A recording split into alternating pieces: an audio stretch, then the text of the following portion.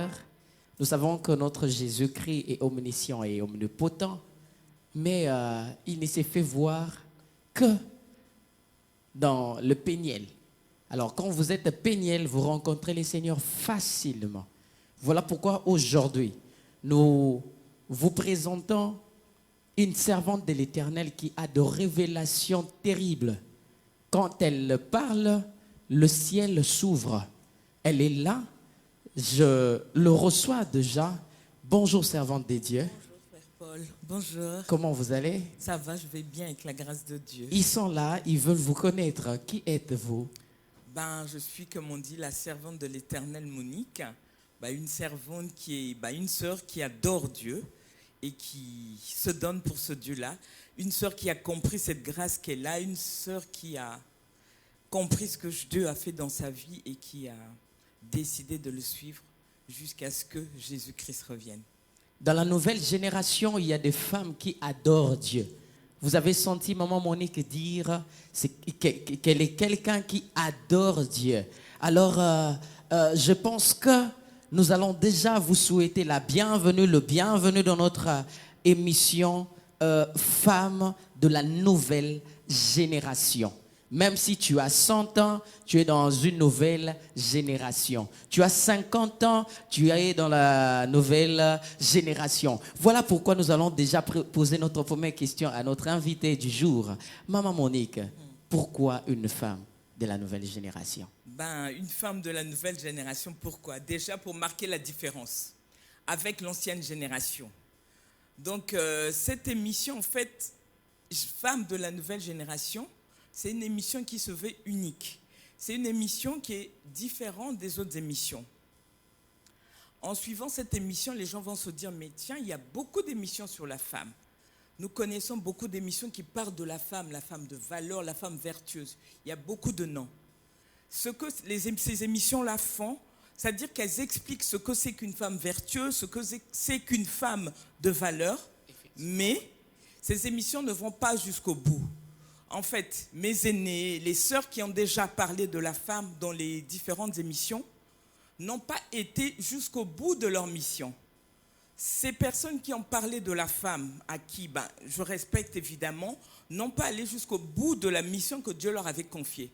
Donc, elles ont expliqué ce que c'est qu'une femme, mais elles n'ont pas livré les techniques. Elles ne nous ont pas montré ce qu'il faut faire pour la devenir. Vous voyez?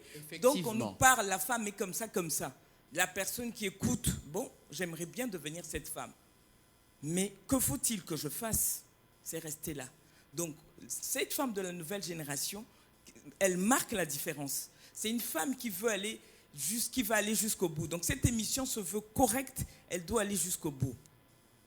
C'est une émission, si Dieu le permet, qui va, les émissions qui vont être appuyées par des témoignages, je dis bien édifiants. Amen. Des femmes qui ont réellement rencontré ces femmes, des femmes que Dieu a pris dans la rue, ça va être peu importe si elles peuvent bien témoigner parce que je sais de quoi je parle, des prostituées que le monde avait rejetées, les gens qu'on critiquait, mais qui ont rencontré Dieu et qui ont changé. Ces femmes qui ne pouvaient pas vivre sans pour autant, qui vivaient en fait, qui se vendaient leur corps, qui faisaient des films porno, nous en avons dans notre église locale. Vraiment. Et qui, en acceptant Jésus, ont vraiment changé. Tout ça pourquoi? Parce qu'elles ont été sincères, elles ont compris, elles ont tout abandonné. En fait, l'objectif de cette émission, c'est de leur parler de ce Jésus qui est réel. Ce n'est pas seulement de l'utopie. Le but de cette émission, c'est de montrer que Jésus est vraiment réel. Donc, nous allons leur montrer comment Jésus-Christ existe. On va sortir Jésus-Christ dans la Bible et Jésus-Christ va vivre, comme on dit, il est en nous. Il n'est pas à côté de nous, il est en nous. Donc, vraiment. Le but, c'est de leur montrer comment faire pour être cette femme-là. J'ai vu les gens à la maison acclamer. Ils ont commencé déjà à commenter, à faire des likes parce qu'ils ont senti que les choses ont commencé. Alors, quelles sont les caractéristiques d'une femme de la nouvelle génération? Comment caractériser une telle femme? En fait, la femme de la nouvelle génération, c'est premièrement cette femme qui a compris sa place. Cette femme qui a compris parce qu'il faut toujours repartir à l'origine. C'est une femme qui a compris qu'elle existe, qu'elle a été créée à partir de la côte d'Adam. Oh my God. C'est une femme qui a compris que À l'origine, en fait, Dieu à la création n'avait pas besoin de femmes. Je suis une femme et je sais pourquoi je le dis. Sérieux. Je Dieu n'ai jamais entendu de telles paroles. Amen. Soyons sincères. Maman Monique développe des choses que les oreilles n'ont pas encore entendues. Amen. Maman, Oui. continue. Justement. Je sens que ça Donc, avance. Dieu n'avait besoin que d'Adam au départ. Mais si Dieu a créé Ève, c'était pour Adam. Oh. Dieu a créé Ève pour qu'elle soit une aide semblable, qu'elle serve, qu'elle soit à côté d'Adam. Donc sa vie, c'est d'être à côté d'Adam. Donc cette femme a compris son rôle dans la société. C'est une femme qui sait qu'elle a de la valeur, mais elle connaît ses limites. C'est une femme qui veut rester femme. C'est une femme qui va évoluer, mais en tant que femme. C'est une femme qui ne va pas vouloir en fait prendre la place d'un homme, non. Wow. Une femme qui a compris que moi, pour évoluer, je ne suis pas obligée de prendre les attributs d'un homme, de m'appeler telle personne et tout ça. C'est une femme qui sait que Dieu a mis quelque chose en elle et cette chose-là va se développer au contact, à la relation avec Dieu. Voyez? Donc c'est cette femme-là qui sait, en fait, qui connaît ses limites et qui va évoluer dans son périmètre. C'est une femme qui n'oublie pas, moi je suis une maman, une soeur, mais quel que soit ce que je suis, peu importe les écoles, les diplômes, tout ce que j'ai fait, mais devant mon mari, je reste sa femme. Oh my God, c'est possible ça? Bien sûr, je dois jouer mon rôle de femme. C'est-à-dire, je lui dois du respect, je lui dois la soumission. C'est-à-dire que les études que j'ai fait, non. C'est-à-dire, quand ne doivent pas me permettre de m'enorgueillir, non. Une femme heureuse, c'est une femme qui connaît ses limites, qui sait évoluer dans son périmètre. Oh my God, est-ce que vous avez déjà entendu de telles paroles? Une femme de valeur, mais qui connaît ses limites. Donc nous avons des choses à apprendre. Ce n'est qu'à Péniel qu'on rencontre le Seigneur. Alors maman, il y a ces genres de catégories de femmes qui viennent à l'église, qui sont à l'église, des fois ils nous rendent service, ils rendent service à Dieu, ils font tout ce que nous pouvons faire de bien à l'église, mais qui ont un problème comportemental à la maison. Et que pensez-vous de ces genres de femmes qui viennent à l'église, qui entendent la parole, mais qui ont une bouche sale, ils ont un problème de langage, ils ont un problème des limites, comme vous venez de le dire. Comment faire pour aider cette génération ancienne, parce que ce n'est pas une nouvelle génération, une génération ancienne à redevenir des femmes de nouvelles générations? Comment peut-on nous les aider? Je te remercie, frère Paul, pour cette question. C'est une question en fait qui évidemment salit l'église locale, parce qu'en fait, c'est vrai qu'on rencontre souvent ces femmes-là. Et pourtant, ce sont des femmes belles, des femmes gentilles, des femmes qui ont beaucoup de capacités, mais la parole de Dieu nous dit, nous n'avons pas à lutter contre la chair, mais contre les esprits dans les lieux célestes. Oh my God. Donc ce sont des femmes, évidemment, qui viennent à Jésus. Mais pourquoi elles ne changent pas? Alors que la parole de Dieu nous dit, nul ne peut passer par la croix et rester la même. Voilà. La même personne. Mais comment toi tu as rencontré la croix et tu restes la même personne? La première question qui me vient à l'idée, cette personne, est-elle vraiment passée par la croix ou elle a simplement contourné la croix? Répondez à la maison avec des likes. Es-tu vraiment passé? As-tu vraiment suivi le processus? Et tu allé droit? Et tu as accepté? Tu es passé par la croix ou tu as simplement contourné la croix? Contourner la croix en faisant quoi? Tu peux aller à Jésus et tu n'es pas sincère. Tu vas à l'église parce que, en fait, l'église, moi je compare l'église à l'hôpital. Pourquoi? L'église, c'est une porte ouverte. L'église locale reçoit tout le monde.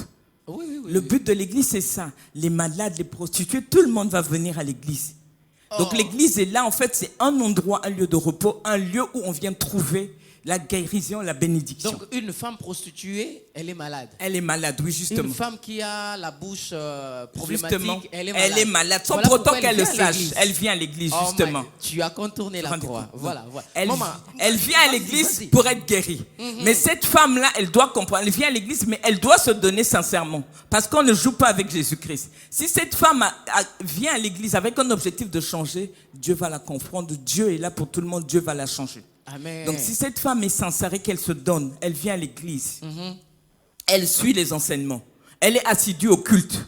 Et cette femme-là, cette femme en fait va rencontrer le berger de l'église. C'est pour ça qu'on dit que c'est très important. Cette femme-là, elle est sincère. Cette femme, elle participe aux activités de l'église. Cette femme, elle est assidue. Cette femme, c'est-à-dire, qu'est-ce que je veux dire?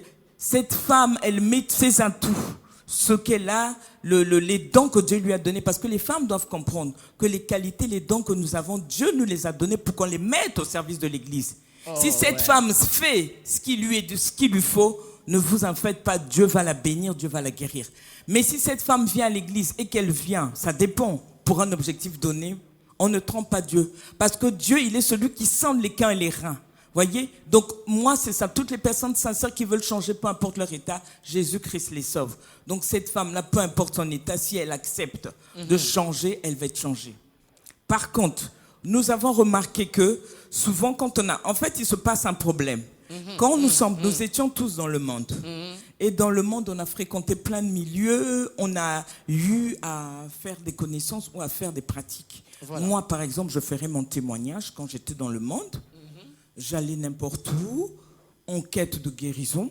Je rencontrais certains serviteurs de message, je voyais tout de suite ces soi-disant abbés que j'allais voir, mais qui me donnaient parfois de l'eau, mais c'est gris et tout. Sérieux? Dans l'ignorance, bien sûr, voilà. Papa. Donc dans l'ignorance, j'allais chez moi. Ça te concerne, maman, il faut suivre. Je me suis dit, je prie.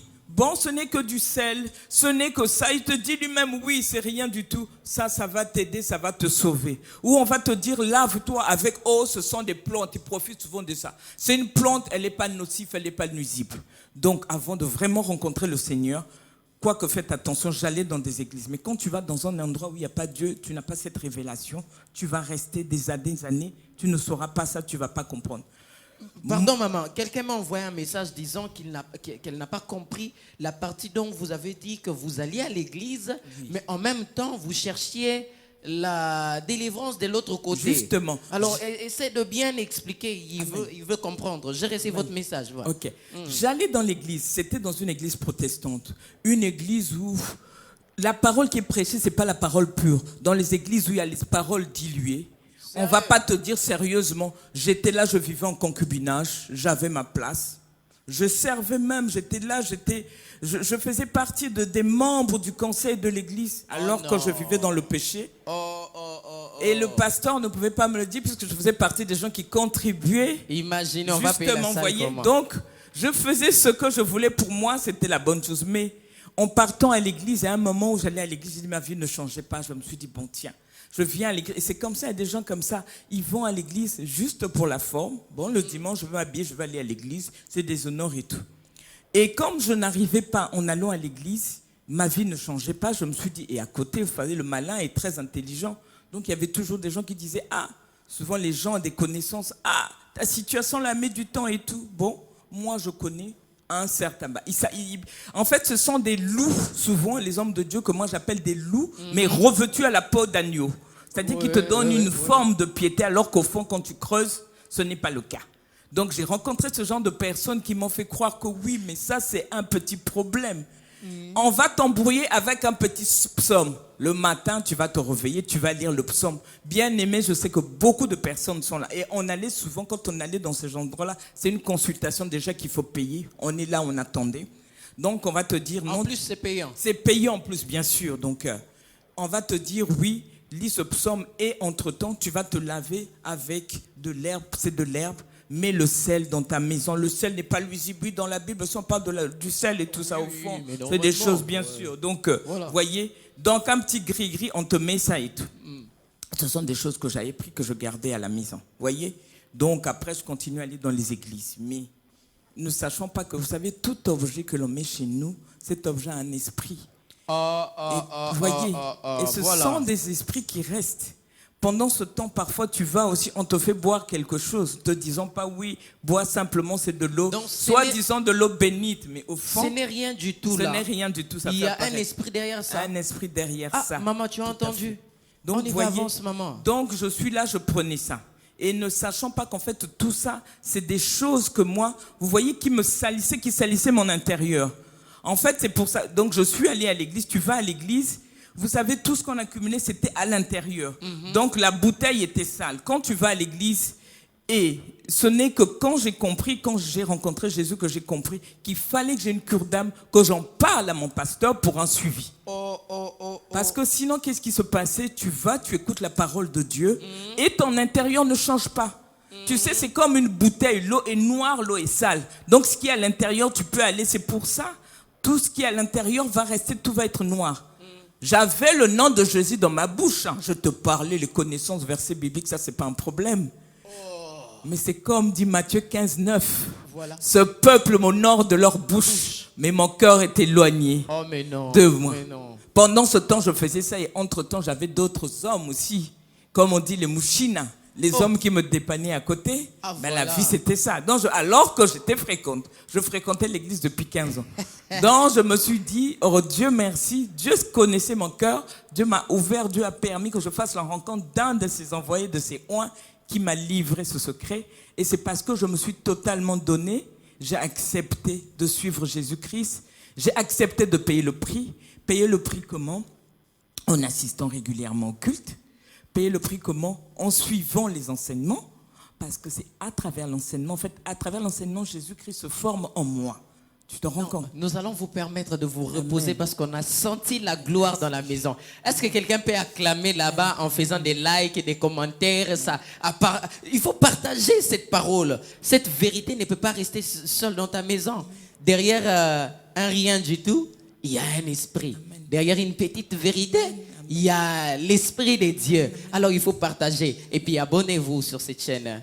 L'église Péniel. Il ne faut pas oublier, il faut vous abonner. Maman, nous revenons dans ce que vous venez de dire.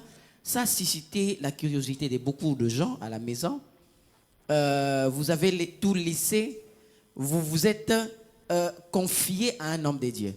Or, la Bible dit que maudit soit celui qui se confie en l'homme. Voilà, il y a une dame qui nous suit qui a dit qu'il s'est confié à un homme de Dieu. Mais en sortant du bureau, en arrivant jusqu'à la maison, déjà son secret de l'église qu'elle a livré au pasteur, elle a trouvé les secrets à la maison déjà qu'il attendait. Alors là, il donne raison à la Bible et à ceux qui disent, à la Bible qui dit, maudit soit celui qui se confie en l'homme. Pourquoi se confier à un homme de Dieu, maman? Je vais vous dire une chose, juste une petite précision. La Bible parle de l'homme charnel. Maudit soit la personne qui se confie à l'homme charnel. Oh, ok. En principe, un berger doit être un homme spirituel. On se confie à un homme spirituel. Un homme qui ne vit pas dans le péché. C'est pour ça, quand on est dans des églises, faites attention au comportement de vos bergers. On ne les juge que par leurs fruits. Évidemment, il y a des mauvais, il y a des bons aussi. Vraiment. Les envoyés de Dieu sont là. Vous savez, on dit oui. Dieu ne va pas descendre, on ne voit pas Dieu. Mais Dieu a confié cette mission à ses oins. La mission d'un berger, c'est de quoi? De prendre soin de ses brebis. Donc, ce berger qui commet, qui ne respecte pas, qui ne garde pas le secret de sa brebis, aura des comptes à rendre à Jésus-Christ. Parce que Jésus-Christ leur a confié une mission et ce berger qui va faire son travail correctement sera récompensé. Donc cette sœur-là, c'est vrai qu'elle a été déçue, mais ce n'est pas une raison pour qu'elle baisse les bras. Qu'elle prie, qu'elle demande au Saint-Esprit de lui montrer. Il y a des mauvais, il y a des bons. Donc lui, elle avait mal vu. Elle avait mal vu. Justement, il faut connaître déjà. Il faut avoir un témoignage de cet homme de Dieu. Ça doit être un berger spirituel. On ne se oui, justement, on ne se confie pas en un berger charnel, non. Un berger qui vit dans le péché, non. Vivre dans le péché, c'est quoi? Un berger qui est là, qui n'est pas marié, un berger qui prend de l'alcool, un berger qui dans sa bouche a un langage déplacé, un berger qui s'énerve n'importe comment. Tout ça, ce sont des signes, voyez? Donc, ça, c'est pas un berger en qui se confier. Ça, c'est un homme charnel. Tu es charnel, lui c'est charnel, il va t'emmener où? Tous les deux, vous êtes aveuglés, vous n'allez que tomber dans le trou. Waouh! S'il faut revenir dans ce que vous disiez avant, beaucoup pensent que venir à l'église, c'est déjà suffisant. D'autres aussi exagèrent un peu, disant que ben voilà, j'ai déjà reçu le Seigneur, c'est bon. Mais où est la place de la délivrance dans la vie d'une personne? Pourquoi la délivrance si Jésus est déjà là? Je te remercie, papa, pour cette bonne question. Parce qu'évidemment, beaucoup de gens pensent que le fait d'aller à l'église, d'accepter Jésus est suffisant. Non, ce n'est pas suffisant. Pourquoi? Parce qu'en fait, quand on va à l'église, le fait d'aller à l'église, déjà, ce qu'il faut, c'est ce que j'ai dit tout à l'heure. Tu vas écouter la parole, tu vas avoir un enseignement. Mais c'est l'extérieur qui est traité. L'intérieur n'est pas traité. C'est ce que je disais. Nous, par exemple, on est né dans des familles. Je vais prendre un exemple. En fait, ça, c'est un problème qu'on voit et chez les Africains, les Européens. On est né dans des familles où souvent, il y a les liens de la tradition, les coutumes. Des familles où nous avons été liés. Même les enfants nés ici en France, il y a des liens familiaux. Et toi, tu vas aller à l'église, rien qu'écouter la parole, ce n'est pas suffisant pour toi. Le problème, c'est que c'est quoi? Quand on va à Jésus-Christ, il faut justement être délivré de ces esprits. Ce sont des esprits qui restent, qui sont ancrés en toi. Voilà, il y a une dame qui a bien voulu savoir si aller à l'église, servir Jésus, recevoir déjà Jésus, c'est suffisant. Alors, elle voulait savoir où est la place de la délivrance dans la vie d'une personne. En fait, comme je disais tantôt, c'est vrai qu'aller à l'église, c'est bien. Suivre les enseignements, c'est bien. Mais nous sommes nés dans des familles où il y a les liens de la coutume, où il y a certains liens. Que ce soit la famille européenne ou la famille africaine.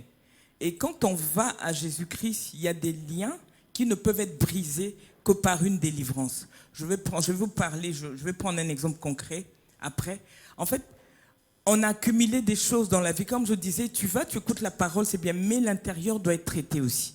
Il y a certains démons qui peuvent évidemment partir à l'écoute de la parole, mais il faut qu'il y ait l'assiduité de la parole. En écoutant, il y en a qui n'ont pas besoin d'être délivrés, parce qu'il y a des démons qui ne sont pas têtus, qui partent à l'écoute de la parole. Mais il y a certains esprits, les esprits humains, qui sont têtus, qui ne partent qu'avec une délivrance.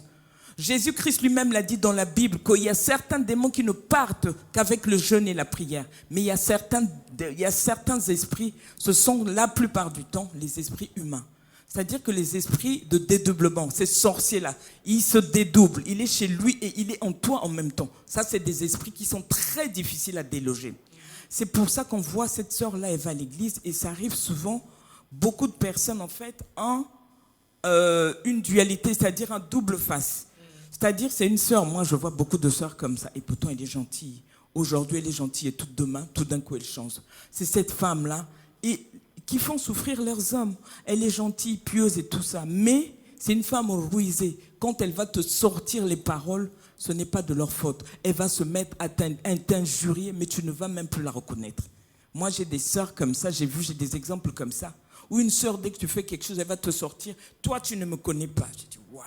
Une personne qui te dit comme ça s'insulte. Ne te connais pas par rapport à quoi? Tu as rencontré Jésus, toi. Quand tu rencontres Jésus, il y a un langage que ne doit pas tenir. Et ça, ce sont des signes plus ou moins de te dire que ça, c'est une sœur. Tu as des réactions. Moi, des réactions comme ça, ce sont des signes. Le genre de personnes dans l'église, on voit beaucoup de femmes comme ça qui font souffrir leur mari à cause de leurs réactions. Et pourtant, ce sont des femmes bien adorables en général. Souvent, ce sont des belles femmes. Parfois, ce sont des femmes qui sont nées ici, mais qui ont vraiment double visage. De la même manière qu'elle est gentille, mais quand elle va changer, tu ne vas pas la reconnaître. Tout ça parce qu'elle n'a pas été délivrée d'un esprit, justement. Donc, un démon pouvait exciter quelqu'un à faire de choses... Bien sûr, sans pour autant que tu le vois. Bien sûr. Il est en toi, il te commande, tu as malgré la parole que tu écoutes, malgré la mise en pratique de ta parole, il y a quelque chose qui manque. Il faut que tu passes par la délivrance. C'est un chemin obligatoire. Je te prends un exemple par exemple. Moi, je priais avec une sœur à l'église. Je suivais cette sœur-là. Et une fois en priant, le soir, Dieu m'a montré une vision de cette sœur-là. Dieu me l'a montré en vision. C'est une sœur il y avait une partie qui était habillée et l'autre partie qui était nue.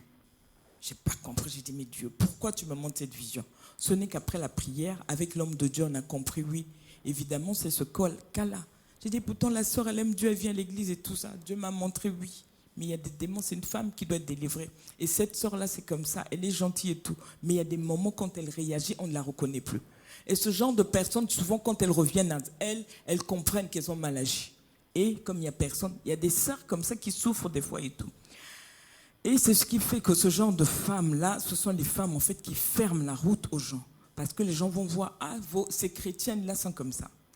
Et souvent, je vais vous prendre un exemple, il y a beaucoup de femmes chrétiennes dans l'église qui sont par exemple animées par l'esprit de Jézabel, encore, malgré qu'elle va à Jésus-Christ.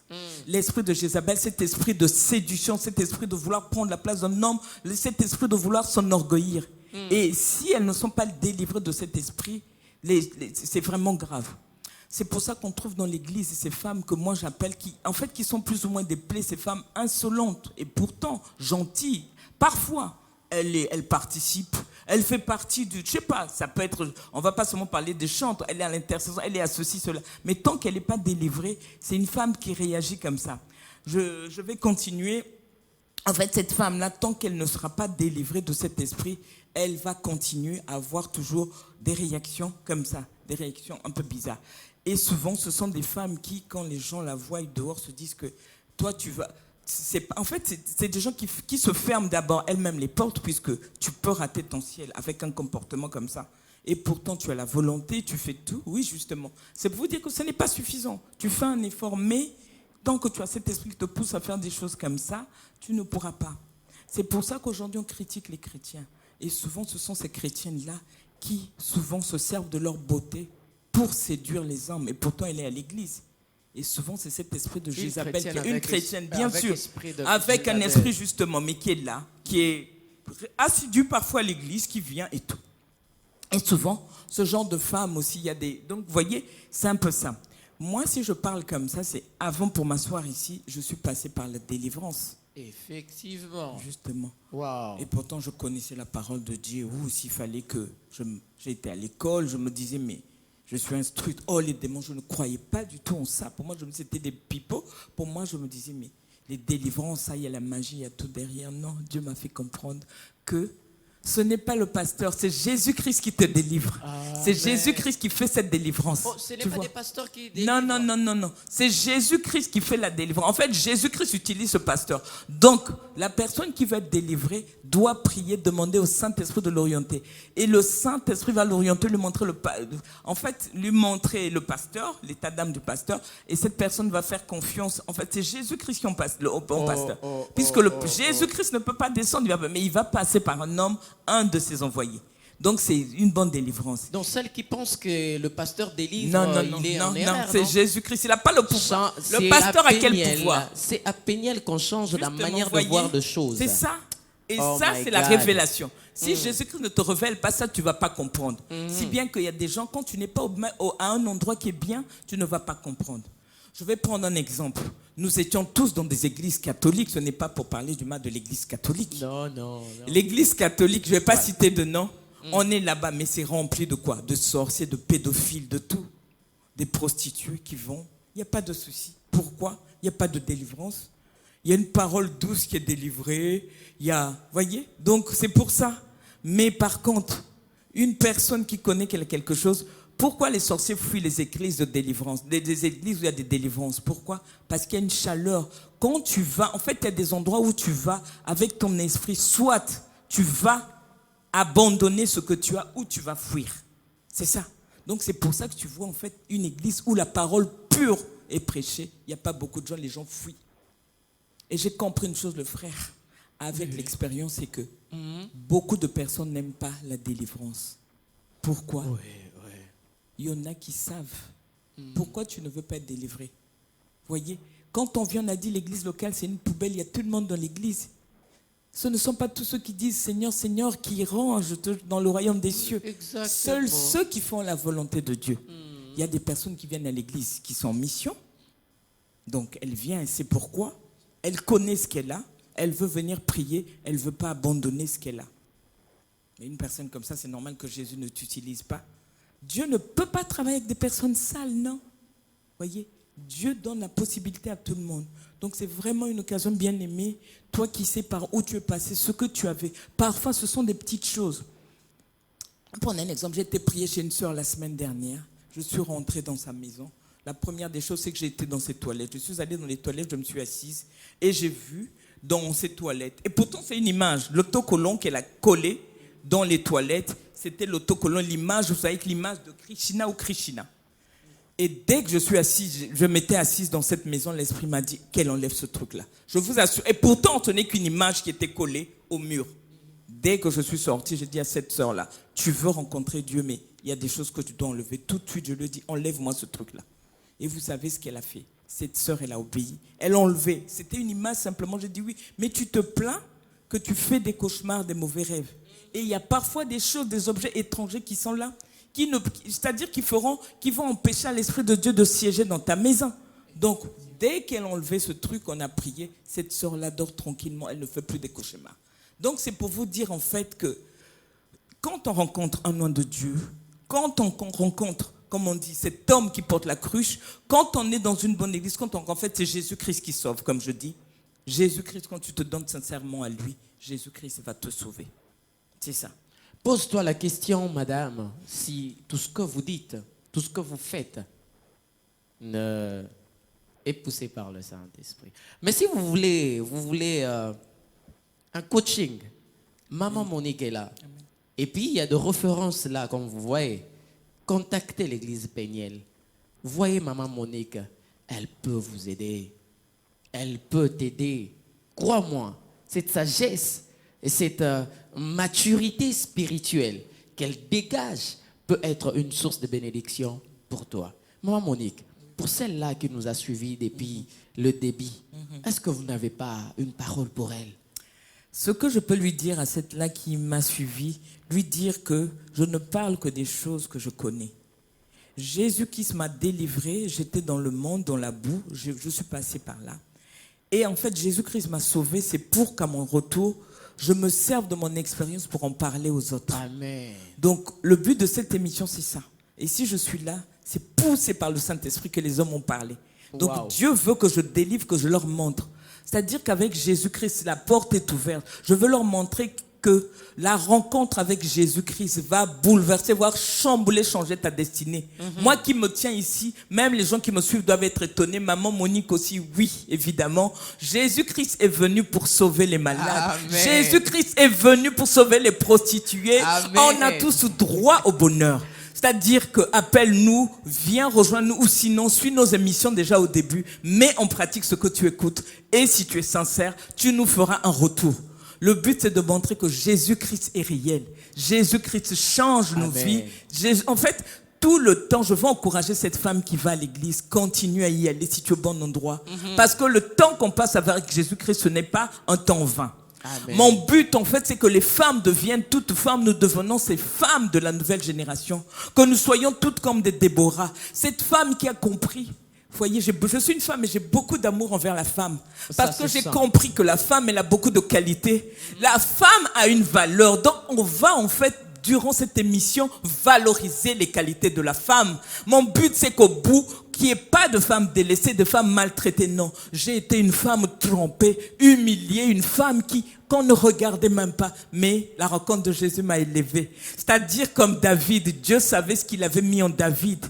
C'est-à-dire derrière les brebis, Dieu a élevé David jusqu'à la royauté. Et c'est possible Amen. Pour toi aussi, bien-aimé. Ne perds pas espoir. Amen. Tant que tu es avec Jésus et que tu le sers sincèrement, Jésus-Christ est là. Jésus-Christ va changer ta vie. Donc, le but de cette émission, c'est ça. Je parle de ce que je sais. Je suis passé par là. J'ai des exemples. Et en fait, vous savez, on peut mieux expliquer les choses que quand on les a vécues. Donc je suis sorti de le but étant dans la lumière. Je vais vous dire, bien aimé, on a fait tout ça, les boîtes, tout ça, on a été. Vous voyez, je suis passé par beaucoup de choses, j'ai beaucoup d'expérience. Vous me voyez, je suis une mamie et je veux certainement vous dire, vous les jeunes filles qui êtes dans cette vie-là, revenez à Jésus, le temps est arrivé. Ce sont les derniers temps. Donc, je parle, en fait, c'est pour attirer l'attention d'une personne, réveiller la conscience d'une personne, dire à la maman, moi, c'est surtout cette mère que je veux valoriser. La femme, moi, je trouve qu'elle a beaucoup de valeur.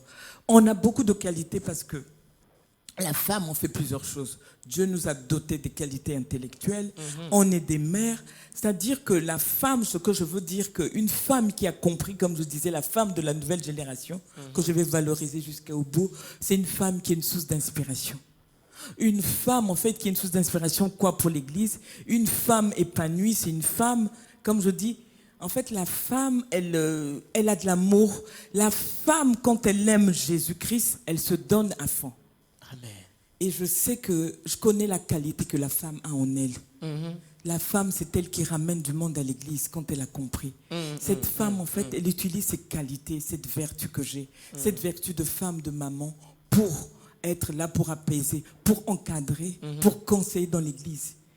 Toute fille, même si tu es une jeune fille, tu as cette qualité, tu as ces atouts de femme. Utilise-les, mets-les plutôt au service de l'église. Voyez, il faut qu'on soit des femmes comme des Déborah, celles qui ont compris. Déborah, cette femme qui va puiser sa force auprès de Dieu. Déborah, mais nous devons nous lever comme des mères et non comme des hommes. Déborah s'est levée comme une mère. Elle ne s'est pas levée comme un homme. N'oublie pas ton identité, n'oublie pas ta place, bien-aimée. Je suis fier de la femme parce que la femme a plusieurs qualités. Tu es une mère. On fait beaucoup de choses, en fait. Je veux vous féliciter. La femme, c'est ce que je ne veux pas voir. Les femmes malheureuses, non. Jésus-Christ nous a bénis de toutes les bénédictions célestes. Il ne nous reste plus qu'à les matérialiser. Et pour les matérialiser, bien-aimé, fais un pas. Viens, suis-le. Viens voir ce qui t'attend. Viens voir. Ce qui t'attend. Viens voir. C'est les derniers messages de notre maman Monique. Voulez-vous rencontrer les seigneurs? C'est à Péniel. Voulez-vous obtenir le changement? Maman Monique est là. Et commence d'abord par partager. Quand tu partages cette vidéo, ta vie change déjà.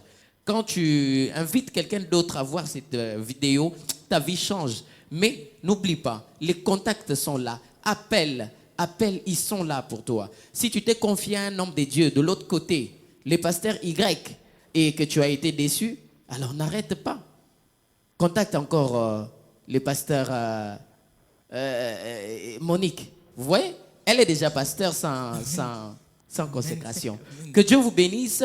Merci d'avoir suivi cette émission Femme de la nouvelle génération. Veux-tu réellement devenir une femme de nouvelle génération? Il faut partager cette vidéo, il faut nous contacter et que Dieu vous bénisse. Maman Monique, en tout cas, merci d'avoir répondu à cette invitation et merci d'avoir apporté cette arche en vous, la source de bénédiction pour ceux-là qui acclament déjà. Ils ont besoin de vous, elles réclament et elles ont besoin de quelqu'un qui pouvait leur aider à devenir des femmes de la nouvelle génération. Que Dieu vous bénisse. D'ici là, portez-vous bien.